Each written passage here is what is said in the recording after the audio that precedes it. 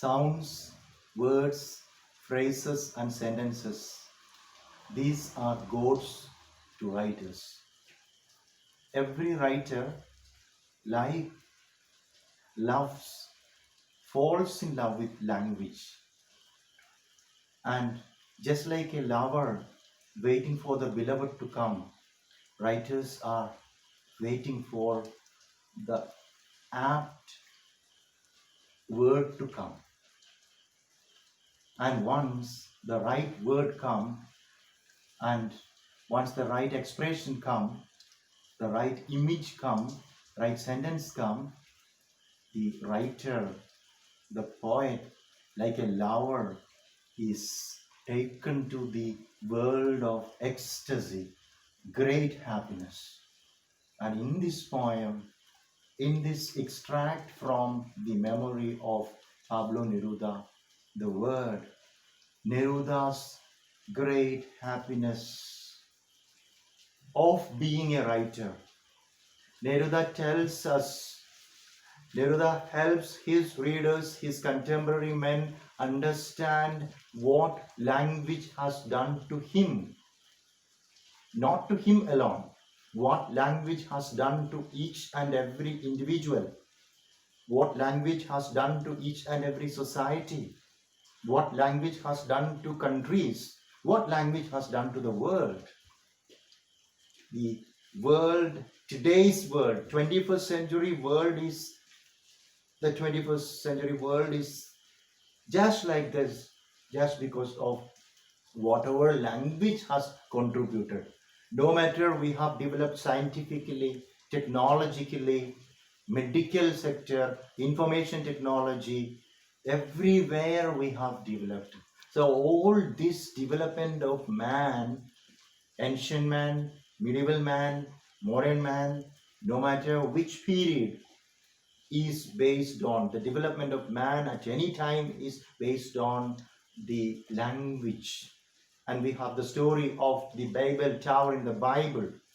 And in the Bible, we understand that God is so unhappy about the kind of arrogance of man. And now that the men are so arrogant, God is just cursing them with different languages. When people have different languages, when my family, the members of my family are speaking different language, I wouldn't be, rather the members will not. I am speaking English, my wife is speaking Spanish, I don't know Spanish, my son speaking German, I don't know German, my wife does. Okay, there will be chaos. Similarly, Babel Tower, the story of Babel Tower from Bible is that. So in this poem, Pablo Neruda just explains the beauty of language, beauty of vowels and consonants and words, and we are just enjoying some of the very beautiful poetic images, expressions, similes, metaphors, etc.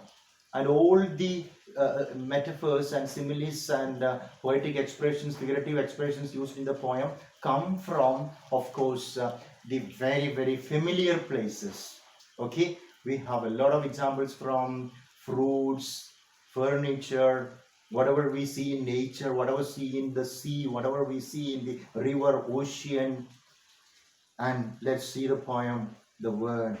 You can say anything you want, yes sir, but it is the words that sing. They soar and descend. I bow to them, I love them, I cling to them, I run them down, I bite into them, I melt them down. I love words so much, the unexpected ones, the ones I wait for greedily or stalk until suddenly they drop. Vowels I love. They glitter like colored stones. They leap like silverfish. They are form, thread, metal, dew. Look at that, how beautiful it is. Here you have metaphors. What are vowels? Vowels are form, beautiful, milky form rising up underneath the fall of a waterfall. And vowels are form, thread. You have thread, golden thread, cotton thread, different multicolored thread. With these threads, you can just make a clothing. You can make, of course, an embroidered mantle for a queen. So vowels are form, thread, metal, dew. How beautiful to look at the leaves decorated with dewdrops. So vowels are so beautiful like dew. I run after certain words. They are so beautiful that I want to fit them all into my poem. So look here, poets are waiting for the right word to come. If the right word doesn't come, they don't write the poem. I catch them in mid-flight. See, when you close your eyes, every human being is endowed with, of course, hundreds of words, thousands of words, and all these words just flash like flies or bees in front of our mind's eye, and we may not remember all that, but sometimes they just quickly flash through and you catch them and just write a beautiful poem with that. That's what is mentioned here. I catch them in mid-flight, and as they buzz past, I trap them, clean them. Now here you have the use of the words. The poet, just like a cook, is just trapping and catching like a hunter sometimes, or rather just like collecting from a garden, or rather just hunting like a hunter or something of that sort. You are getting something, you are just collecting something, of course, for cooking. I trap them, clean them, like you clean vegetable, like you clean maybe some fish. Okay, I clean them, peeling like onions, peeling like, of course, different kinds of gourd vegetables. Okay, I peel them, I set myself in front of the dish. They have a crystalline texture to me. So the texture of the vowels, or rather the words, are crystalline, just like crystals. Okay, so nice to see, crystalline texture to me, vibrant. And how are the words looking? They are vibrant, energetic, like ivory, vegetable. All this is simile. Oily, like fruit, like algae. Algae is beautiful. Algae, you just go to maybe a resort, or rather maybe a riverside resort or a seashore resort. And seashore resort, you go there, you can see the beautiful blue waves of the ocean just beating against the rocks on the shore of the sea or the ocean. And that rocky shore, the rock will be totally covered in green algae or moss, and in the sunlight, in the bright sunlight, the moss would be just glittering and dazzling and shining and gleaming. And the poet is just writing about that beauty of the language or words or vowels are like algae, and like agates again, very very beautiful stones with you can just heal somebody. Okay, some certain stones are used for healing. And now, like olives, see, words are like olives, and then I stir them. Now the poet is just collecting everything, he is keeping in a vessel, and he's stirring like you are making a broth, like you are making maybe a pudding, you're making a cake. You're just mixing a lot of things, some sugar, some flour, some grape, some nut. Everything is just stirred inside the vessel. I shake them, I drink them, and maybe words, the use of words, writing poetry is just like drinking some juice, drinking some honey, drinking some milk and honey together. Oh my God, how beautiful it is. I shake them, I drink them, I gulp them down. This is the feeling of a poet when he is writing poetry.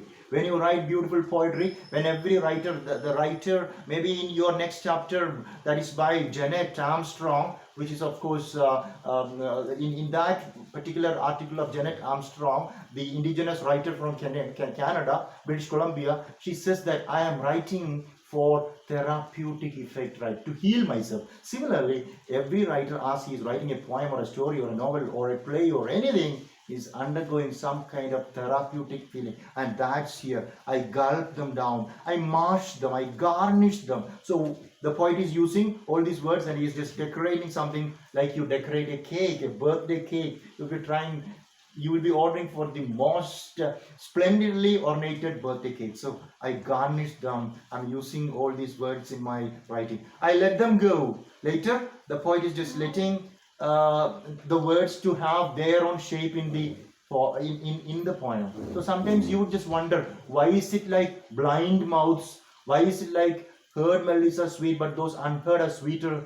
Why is it like a terrible beauty is born? Terrible beauty. How can beauty be terrible?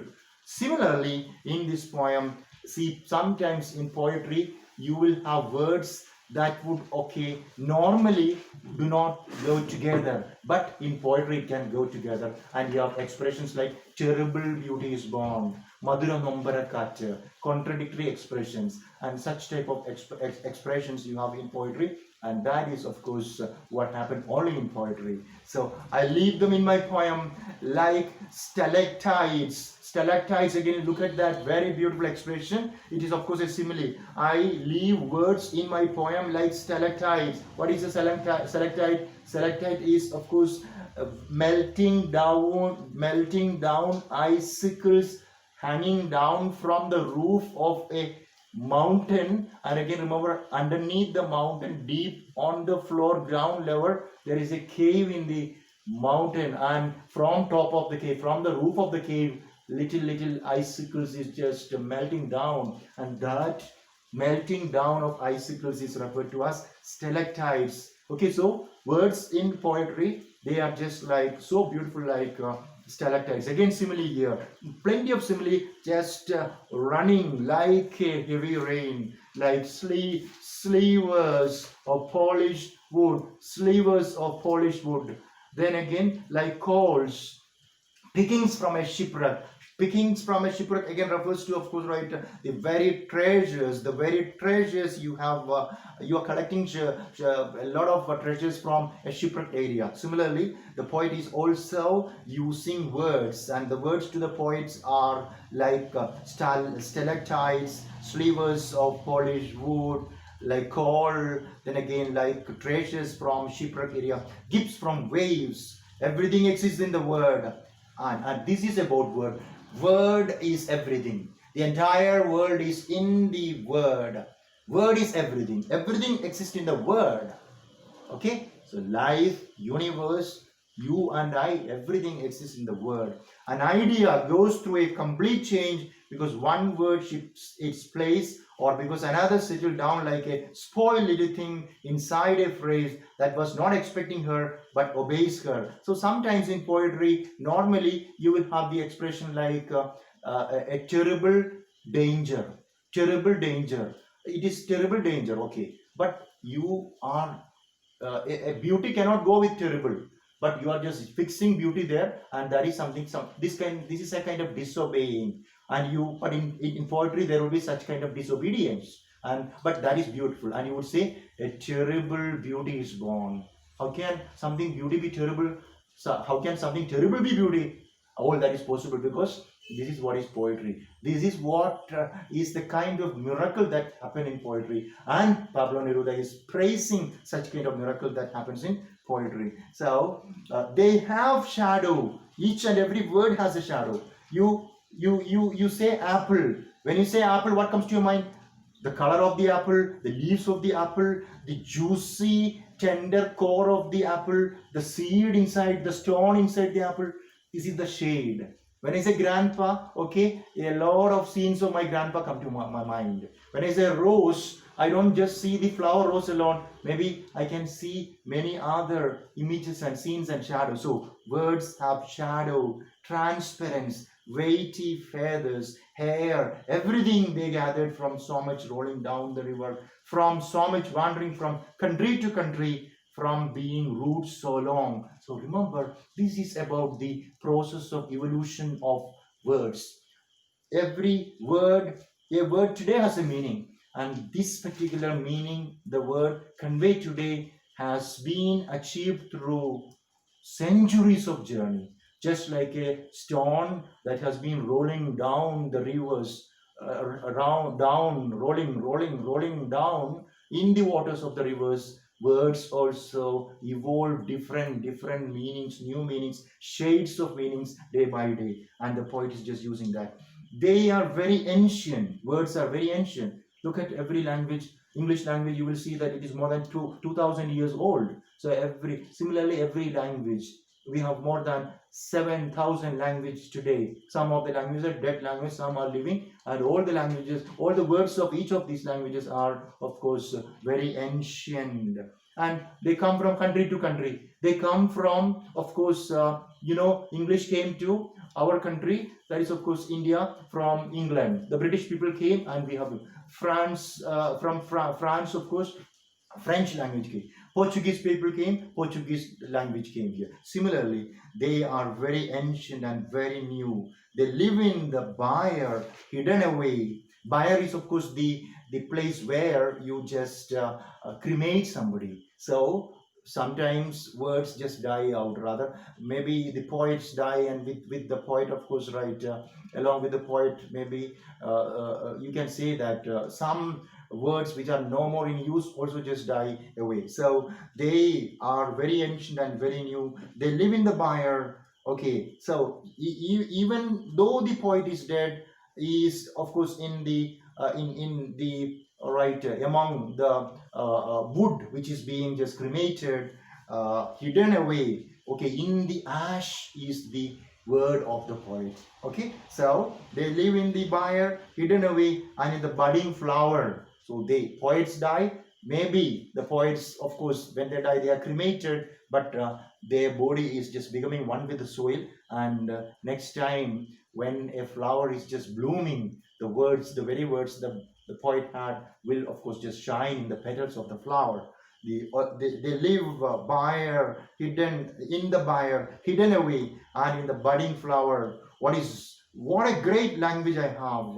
It's a fine language we inherited from the fierce conquistadors. And the poet says that every language is fine, better, best language. Every Malayalam, English, Tamil, Hindi, Kannada, Telugu, Spanish, Italian, every language is great. And we gathered, we learned, we acquired or inherited all these languages from the conquistadors. Who are the conquistadors? Conquistadors are conquerors. Conquerors like the William the Conqueror coming to England. French King William the Conqueror is coming to England, and along with French King William the Conqueror came French language. Julius Caesar comes to England, Latin came. Romans came to the British Isles with similarly. Okay, the Mughals came to India. The, of course, Alexander the Great came to, of course, Asia.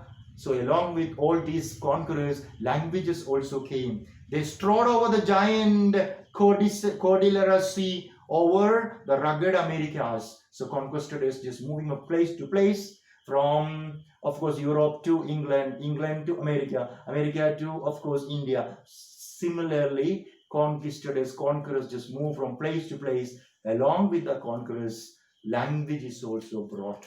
So the conquerors just take our wealth. British people took our wealth. Okay, all the raw material and all the rich and all the gold and all the diamond and everything from India was taken by the British people, but they gave us the language, and I am using the language right now. So this is the beauty of language. This is the beauty of words. And Pablo Neruda is just praising the beauty of the Spanish language he was writing in. And of course, he is so thrilled. He is very, very intoxicated in the kind of the richness of the language, the richness of poetry, the richness of words. And he continues his praise of poetry in these lines. So we will just have a short break. We will just move to the next session after a short break. Thank you very much.